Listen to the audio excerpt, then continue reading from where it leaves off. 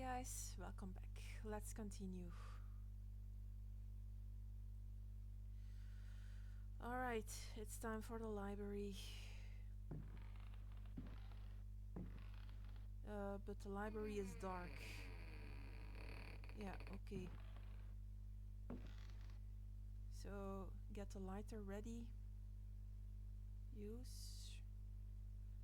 The light is already... Okay. Where is the lamp? Okay, use it. Okay, there's a monster here around. We need to be pretty quick. Drop and run. Drop and run.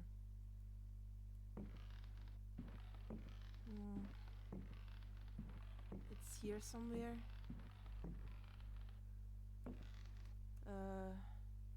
Book.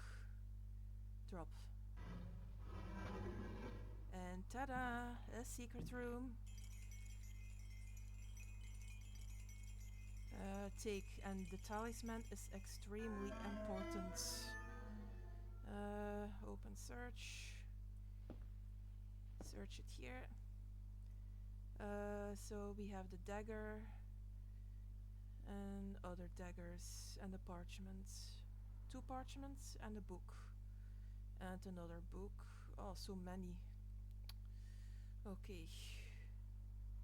So there's 3 different daggers here, but the right one is this here. Use it. Now wait for the monster.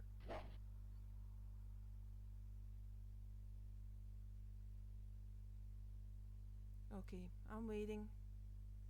I'm waiting for the monster.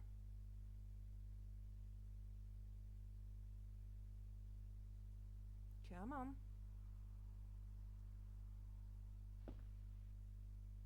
Is it not enter here? It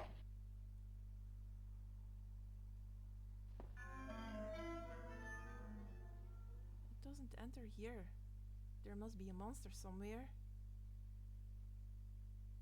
I'm waiting.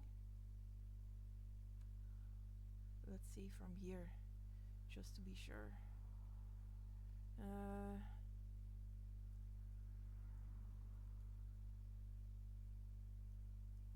Monster book. Monster book, yeah.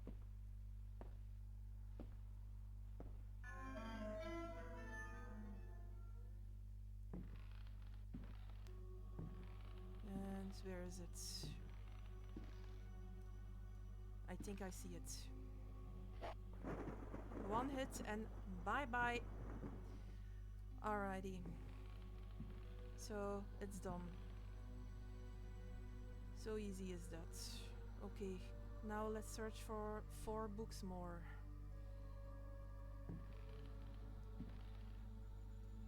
There's mechanism to trigger. Nothing important in this bookcase. Okay.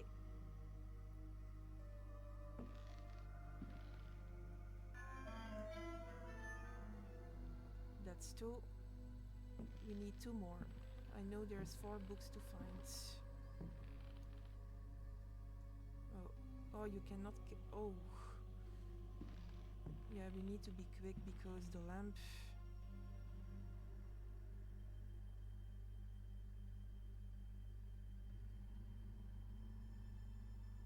Oh, I need anything. Well, I don't need a poker. Leave.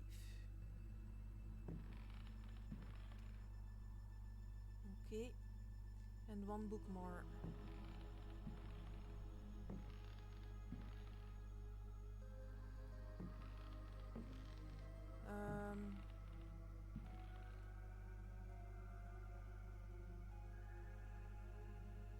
We don't need this record anyway. I think it's the wrong one. I'm gonna put it anyway. Okay. 1 book more.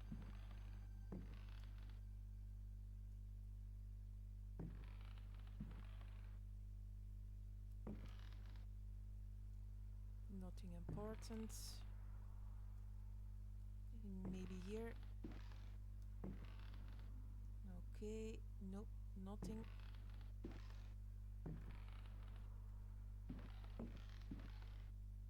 Maybe here. Seriously. Okay, let's see.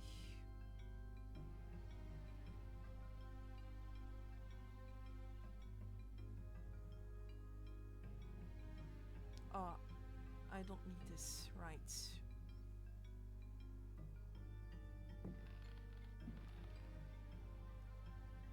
Okay guys, now it's read time.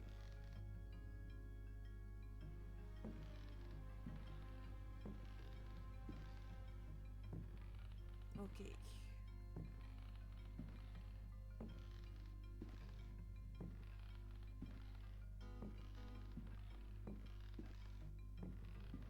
Go to that small room there. Alrighty. Let me save first.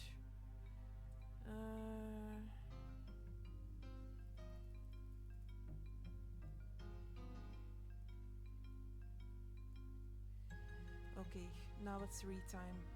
And this will be a long read. So stand on the pentagram just to be sure. Why? Because there's 2 dangerous books that can kill you. Fragments of the Book of Abdul. In the antique city of dead Relia, Cthulhu dreams and waits. In the pit of time, the unspeakable lies in wait. That is not dead which can eternal lie. Relia, your blocks of stone seal the ritual that gives birth to fear. Cthulhu Fatang! Cthulhu Fatang! Ayah! Ayah! Let he who knows how to invoke the stones act. It is time. Let the shadow of Cthulhu darken the sky. May the servitor of the black goat of the woods with 1,000 youngs sound his flute in honor of the unspeakable. Cthulhu Fatang! Cthulhu Fatang! Ayah! Ayah! May he who may not be named cast his withering gaze upon the unbeliever. For he is the door, the key, and the guardian of the door, and holds you now in his immense power. Okay, so that was one of the dangerous books. Read. The Sons of the Sun and of the Shadows. Lieutenant Lope de Vega's account of his astounding travels to the land of the Aztecs. Holy Christ! Cried Captain Cortez, astonished by the strange rite we beheld. We found the savages half naked. They were throwing balls of silver and gold at each other. They laughed as if demented, clearly maddened by some heathen drug. And yet, should one of them fail to catch the ball thrown in his direction, the poor devil was seized and dragged off to be sacrificed in their temple. As we discovered, this frightful game was a ritual most holy to them, and symbolized the movement of the heavenly bodies. The dropping of a ball foretold a catastrophe. That is what the Aztecs believed in their godless ignorance. The interior of the temple was surprisingly cool. The weight of our armor, our exhaustion, even the burden of our suffering, they were all banished by a sense of awe that the crudely magnificent altar instilled. In the tomb-like silence, a deep voice chanted an incantation.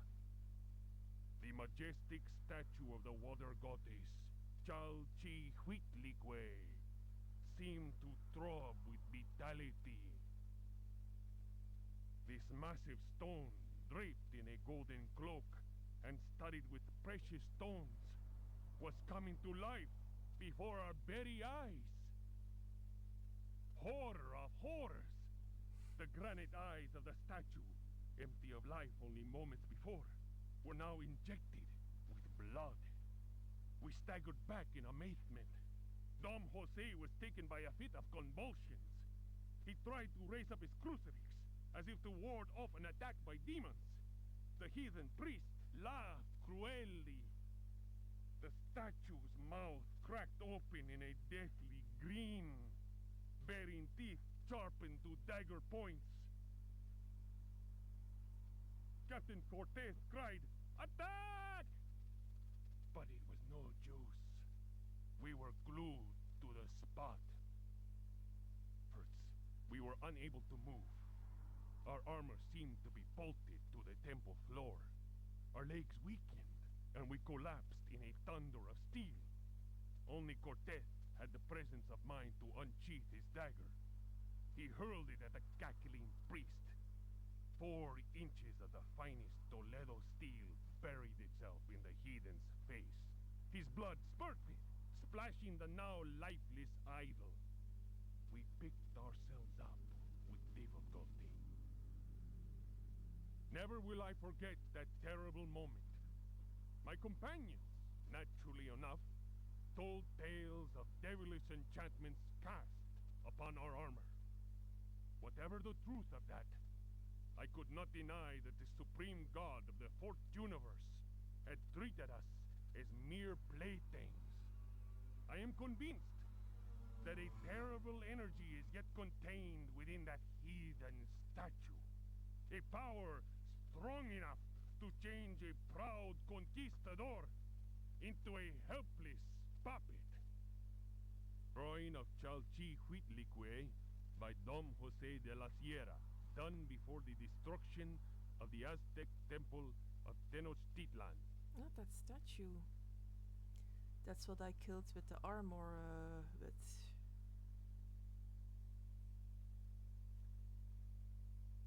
Oh, sorry. Okay, how many books? 4 books and 2 parchments. Unfinished chapter of Terra Incognita by Jacob Van Ostate. A hitherto unpublished fragment of the manuscript unearthed following indications furnished in the Vatican Library's Expurgatory Index. In those icy and unwelcoming lands, the rites of wizards and healers are deeply rooted in ancient legend. Mysterious and cruel beings are thought to have ruled over the Arctic plains in times past. A cursed city, enclosed by massive walls, is believed to stand to this day. It contains fabulous treasures and is inhabited by the degenerate descendants of those who instilled centuries of terror in the hearts of the people. These people, naturally placid, are seized with rage and horror at the very mention of the prisoners of the ice. Were these dreadful captives to be freed from their frozen cells, they would reap a horrifying tribute of human flesh. These blood-curdling beings may be invoked by certain ritual words. They can even be controlled, albeit with the greatest of difficulty. I admit to being impressed by these tales, repeated to me on many occasions and in a number of different places during my travels in the region. I have also seen troubling cult objects, sculpted in a material unknown to me. Another remarkable fact is that local Eskimos experience great distaste in pronouncing certain words and invariably avoid saying them. Here is a living example of the power that words contain. As it is said in the Bible, in the beginning was the Word. Okay, next. 3 left. Jesus. I hope it's short. If Rocks Could Talk, or The Story of a Louisiana Plantation by the Marquise de Chamfray.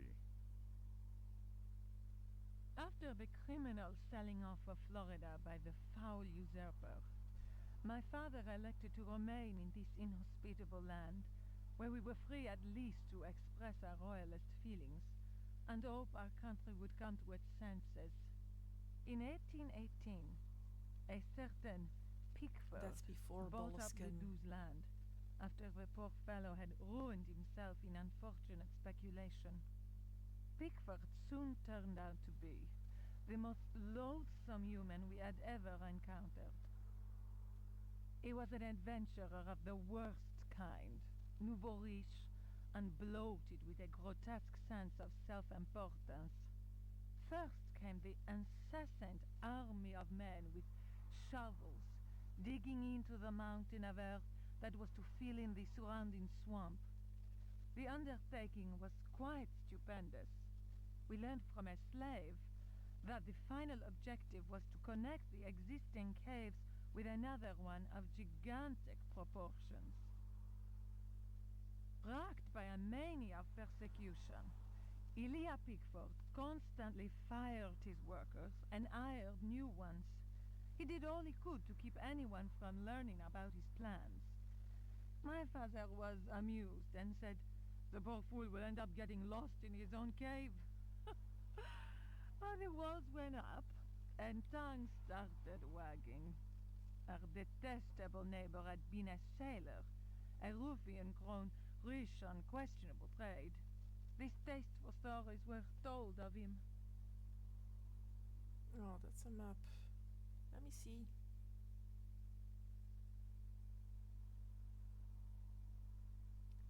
This doesn't look like that mansion.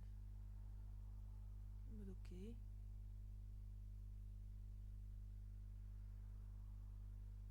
Yeah, I'm checking. When the work was finished, Pickford invited us to the opening of his rambling mansion, which he named Derceto. My father asked It what the is. strange name meant. Pickford answered, "Derceto reminds me of Astarte, the fertility goddess. Around here, the name is Shub Nigarat, I believe. That a name so steeped in evil should be said aloud came as not such a shock to my father, as he himself confided in me some while later." We left immediately. In June of 1862, Derceto was burned down in unexplained circumstances. It was undoubtedly the deed of some jealous Yankee or another. It was amazing to watch the servants rushing into the flames to try and save their bullet-riddled master.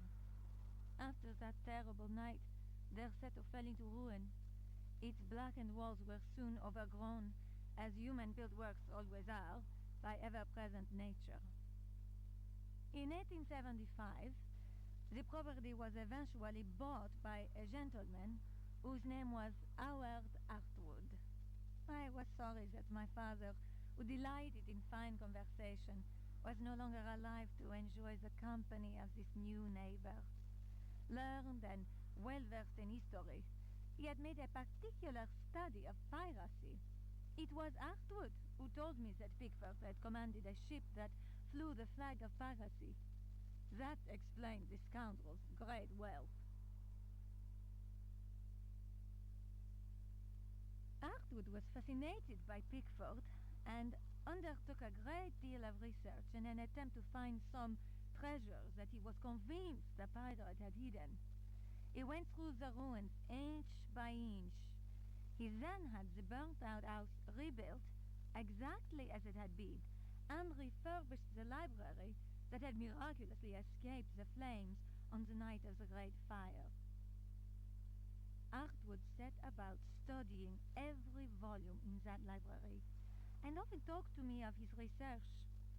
He was a handsome widower, deeply attached to his son Jeremy, who was later to become a professional artist. Okay, so Howard is Jeremy's father. Okay. Artwood worked incessantly, first from the room I offered him, then from his own freshly restored home, which he rebaptized Derceto. I imagine he hoped to enlist the help of the god of good fortune in his treasure hunt. As far as I have ever been able to tell, all his searching came to nothing. There were no lost treasures to be found at Derceto. I learned of Artwood's death while I was in Paris. But that, as they say, is another story. Interesting. That was an interesting book. Okay, next.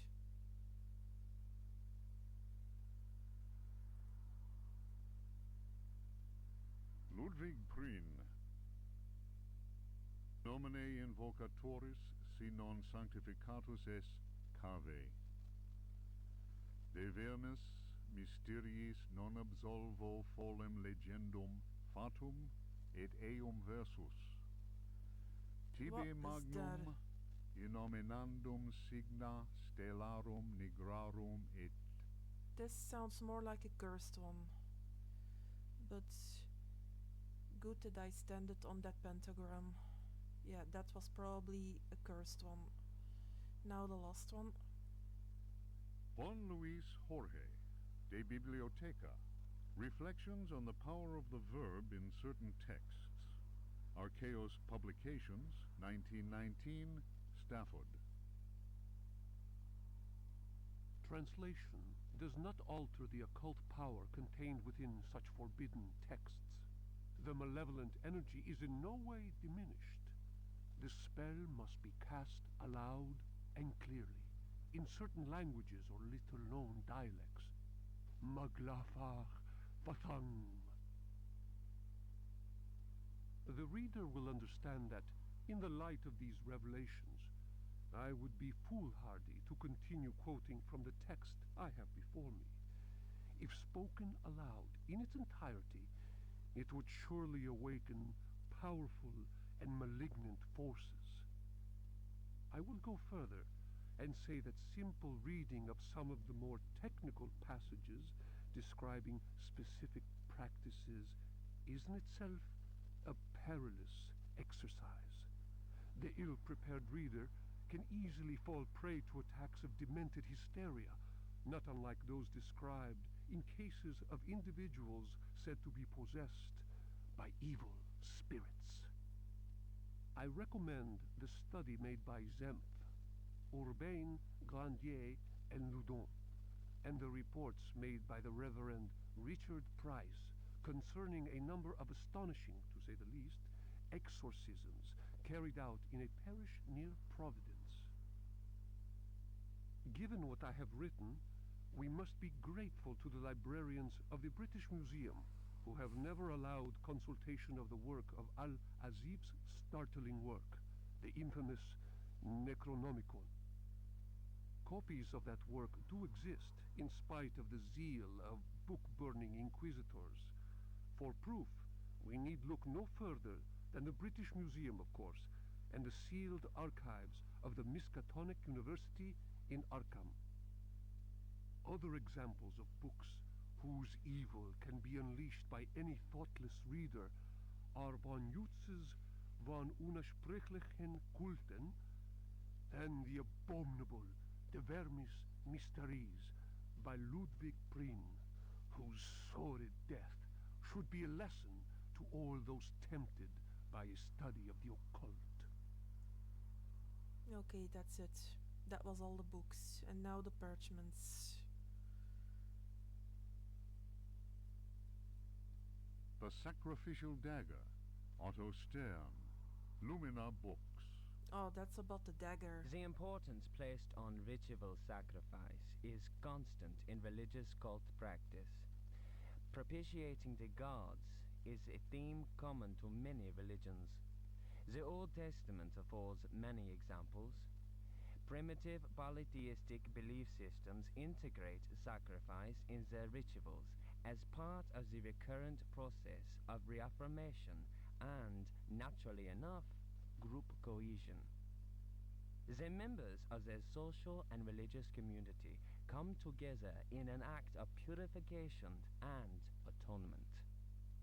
It would be erroneous to imagine the act of human sacrifice linking priest, offering, and God, C.F. Manzetti, stone cults, as anything less than a vital focusing of the group's faith. The act also ensures the continuing appeasement of the god, but only if practiced by a recognized officiating priest using the appropriate instrument. Studies made concerning primitive religious groups bear witness to the central role of sacrifice in living ritual. My own work in the field of ethnopsychology brought me into contact with a sorcerer living in the region of Arkham. He introduced me to the rite of steel, linked to a ceremony known as adoring the black goat of the woods with 1,000 youngs. The god being adored is known as the vagabond. Here, the dagger's role, which allows the life breath to pass from one dimension to another, is essential. The vagabond is a frightening figure, being able to move where he wants and to kill those who have displeased the goat god, for whom he acts as a go-between. The goat is clearly a fertility god. The priest, having spoken the invocation, must choose the appropriate dagger for the sacrifice. The knife with a sinusoidal blade that must be dipped 7 times on night when the moon is full in water that has been distilled 100 times will be laid aside, since it would send the vagabond back into his own dimension. See illustration. The priest will rather choose the dagger with a curved blade. That is more appropriate for slitting of the lamb's throat. This act transfigures the sorcerer priest and plunges the assembled worshippers into a divine trance. Okay, one more. Oh my god, it took me already 20 minutes or more to all for a reading, but I'll make this episode a bit longer. Because an episode only with reading, that will be a boring episode. The Book of Yael, Signs of Stone, Eucharistic Rituals of Forbidden Cults. Texts collated by Monsignor Vacher, legate in the Curia of the Vatican. Numerous devilish cults speak of monstrous creatures called the Old Ones. These supernatural beings are believed to be possessed of powers equivalent to those of the gods of antique religions. Adepts of such cults refer to forbidden literature in order to cause these frightful entities to appear before them. What serious student of folk myths has not come across the names of Cthulhu and Shub-Niggurath?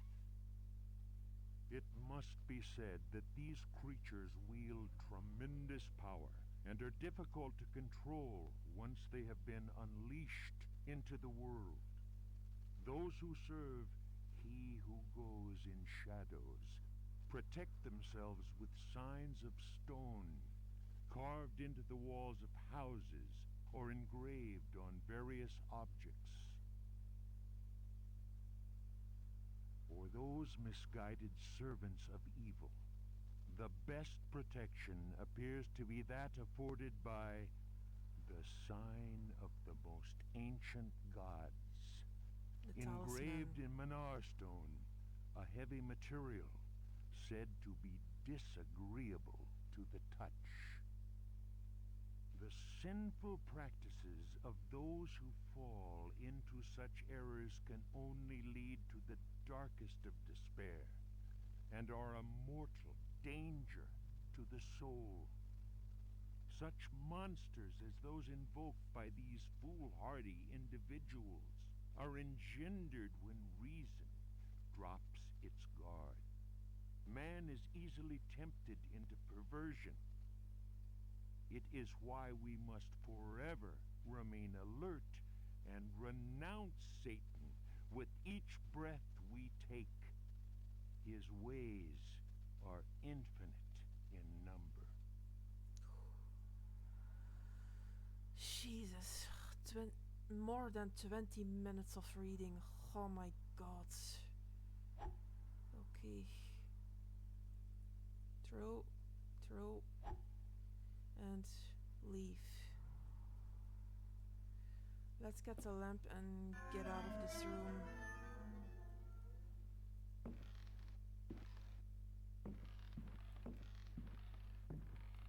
Okay, take and get out.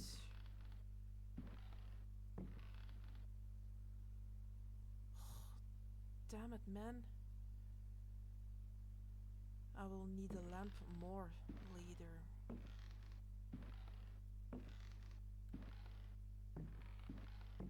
Okay, now let's leave some inventory. Okay, so all the books.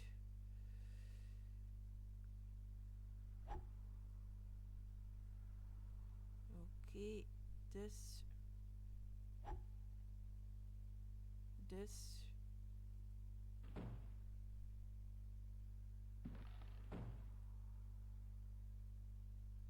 All the books. Dagger. Okay.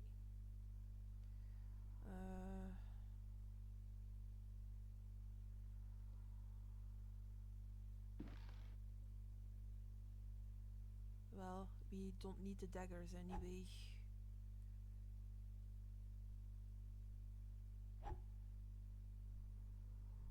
Even this. That's only for that library monster. We need this key, and the talisman is extremely important. But let me get back that music disc.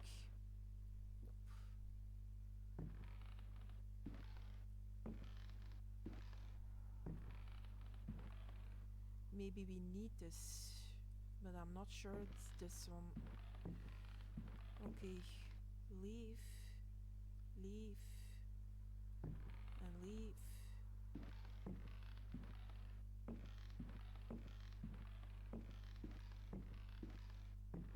And that's skibbity monster. That skibbity toilet monster. Okay, now we have a key, a small key. We can open that double doors over there, I think. I'm not sure. That small little key. There you go. Let's explore this room.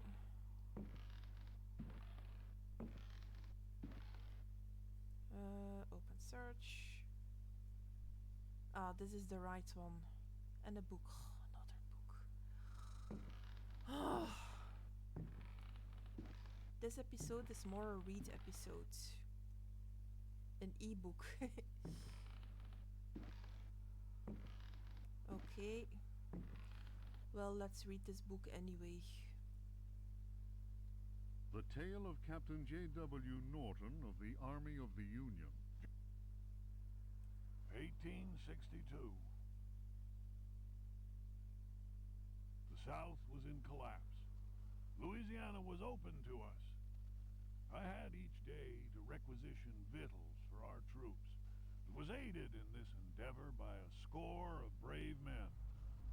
Rebels were not yet ready to lay down their arms. The region was far from safe. I headed further and further west and questioned many freed slaves. From them, I learned of a plantation on the coast. Its name was Derceto. We received a less than hearty welcome. Only Pickford, the owner, behaved in a friendly manner. While my men counted cattle and grain reserves, I learned what I could from him. Man was most unusual and possessed an extraordinarily cultured mind. At nightfall, I gave orders for the men to bivouac at Derceto. Pickford invited my second-in-command, Lieutenant Patterson, and myself to dine. And our host proved a most entertaining conversationalist. While coffee was being served, Patterson went to inspect the men's camp. The cigar Pickford offered me was so acrid that my head began to spin.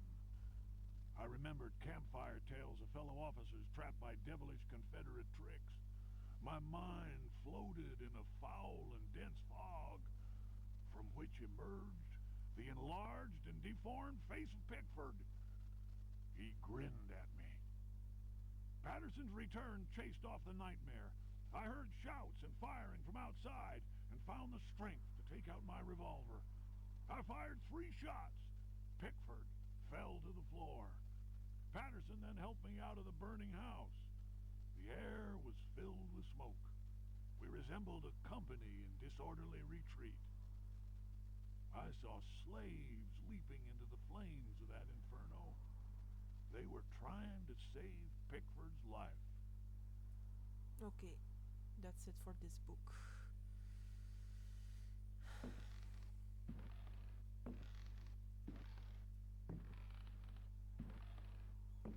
Okay, now it's a sword fight time.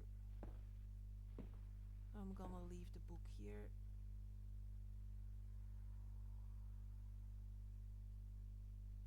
Okay. And let me get the sword ready. Okay. Alrighty, let me save. This is a pretty tough battle. Every time.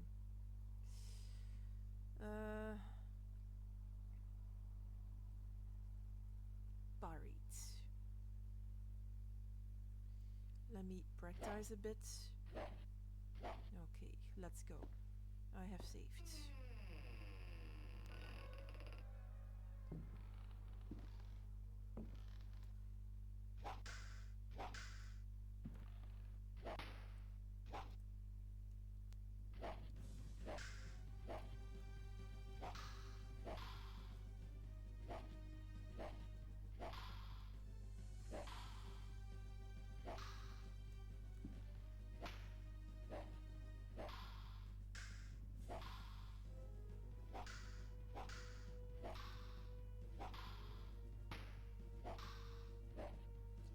The best way to kill the pirate is put him in the corner, then he won't be able to block my attacks anymore. So he will drop a key, and the key is for the ballroom. And the ballroom is the hardest part of the game. There's another book here. Well, let's read it.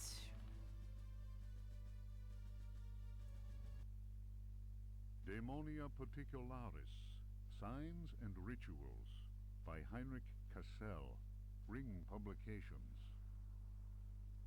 The ritual of invocation demands that the officiant be pure. We have already described the complex operations to be followed in order to call those that sleep in superior dimensions. We shall, for the present, limit ourselves to the sign of mutual recognition used amongst their number by adepts of the cult of the Old Ones. The sign also serves as protection when in the presence of a servant of evil. The sign resembles a blessing, save that the first and little fingers are both folded beneath the thumb, whilst the second and third fingers are held up. It would appear that this sign has no effect on adepts of a certain rank with knowledge of particular secrets contained in the corpus demonicus. The use of such signs is not without considerable risk to the user during any attempt to call upon those from without. Okay, that was pretty short. Okay, let's throw this book anyway away. There we go. Okay, let me save. Pirate. Pirate defeated. Okay. It's locked and we have the key from the pirate.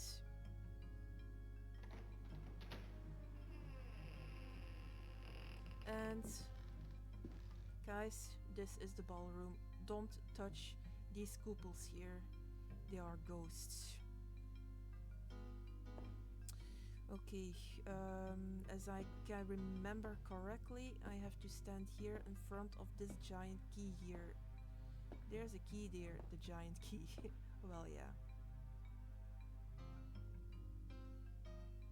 Okay. Let me save here.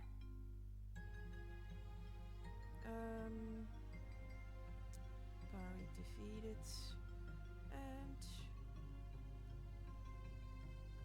let's dance. Okay. So this is the wrong one. I think it's this one.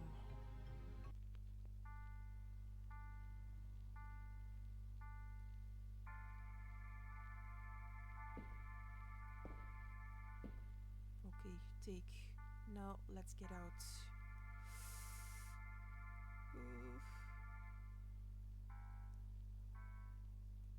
Ooh. Yeah, okay. So, load the game. Yeah, it become ghost. Alright, can I open this door?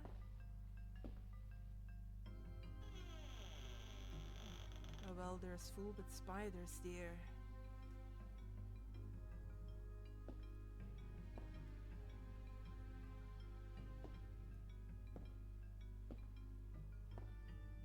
Oh my god, I need that camera. Okay, there you go.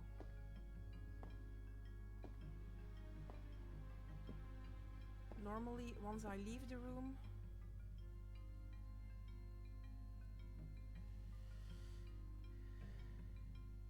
yeah, it was this one.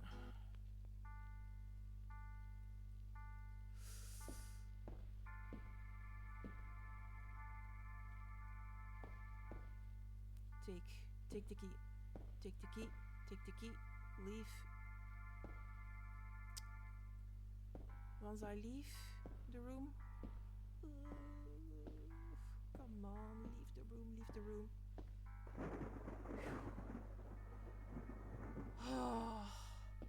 I did it. Yeah, once you left the room.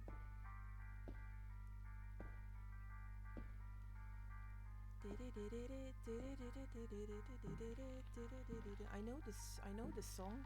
I learned that from school in the music class. Yeah, I had ever music class before when I was 12 years old. Okay, at least we have this key here. We need that. Key to the dance hall. Okay. Let's leave some inventory. Okay.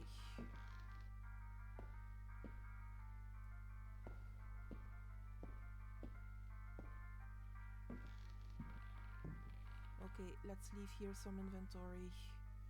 I don't need this record.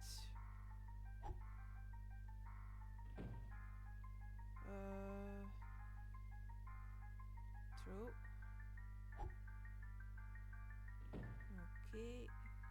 talisman, we need that. We already used this key.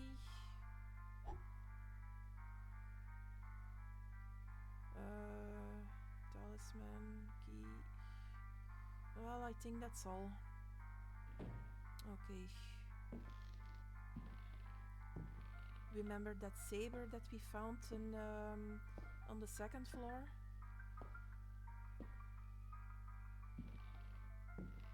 Well, you will see. You just enter here. See that other saber here? So put the saber here. And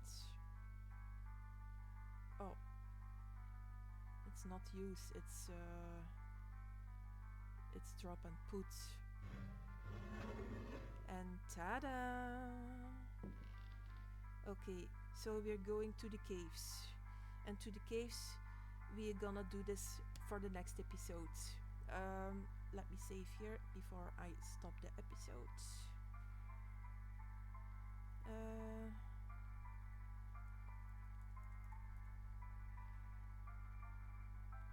Opened to the caves. Alrighty. Game saved. So I'm gonna leave it here. So I hope you enjoyed this episode. Well, it's more reading than playing in this episode, so my apologies about that, but I hope you found it interesting what we just read. It's also in the game, so we have to do that. So yeah, it's in the game. Well, yeah, but anyways, see you guys to the next episode, and take care. Bye, pals.